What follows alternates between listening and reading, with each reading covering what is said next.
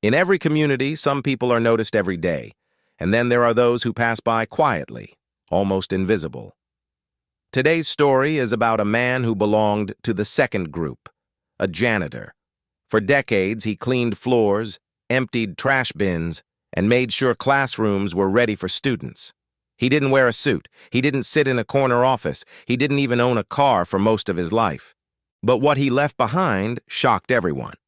Because this janitor built a school in his hometown. Let's start at the beginning.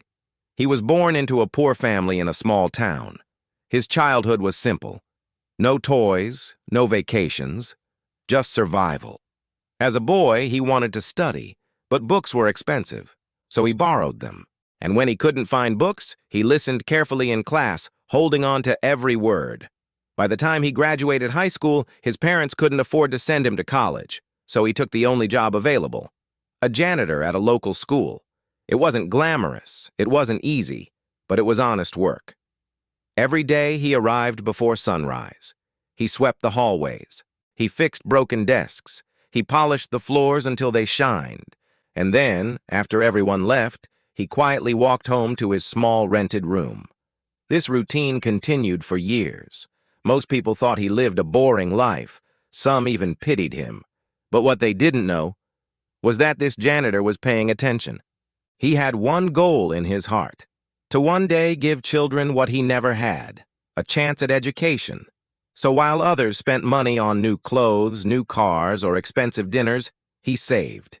Every paycheck, a little portion went into a savings account. It wasn't much at first, but slowly over the years it grew. And the janitor wasn't just saving, he was learning.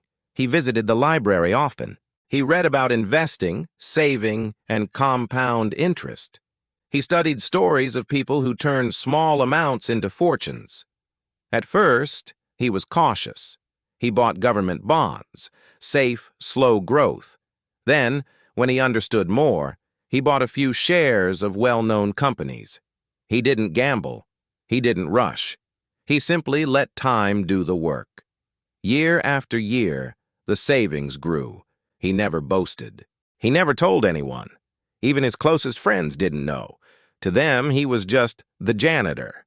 But behind the scenes, he was building something far greater. Now let's pause for a moment.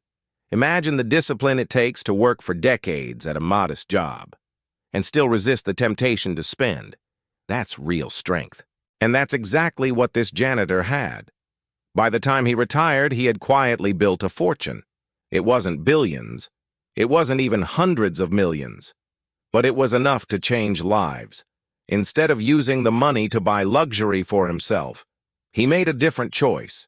He returned to his hometown, the place where he once sat as a child wishing for books.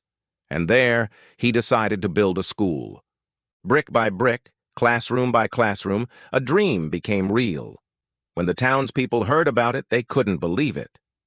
How could a janitor do this? They asked. But when the doors opened, no one asked again. The school was filled with books, desks, and a playground. Children who once had no access to education now had a chance.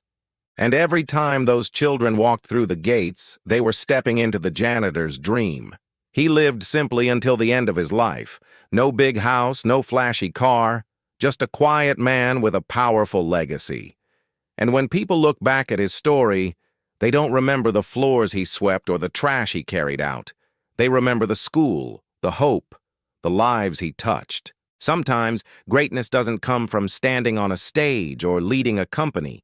Sometimes greatness comes from humility, discipline, and a heart that refuses to forget where it came from.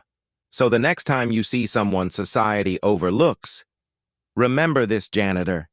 He proved that wealth isn't just about money, it's about impact. He may not have been rich in the eyes of the world, but to the children of his hometown, he was the richest man alive. And that is the story of the janitor who built a school.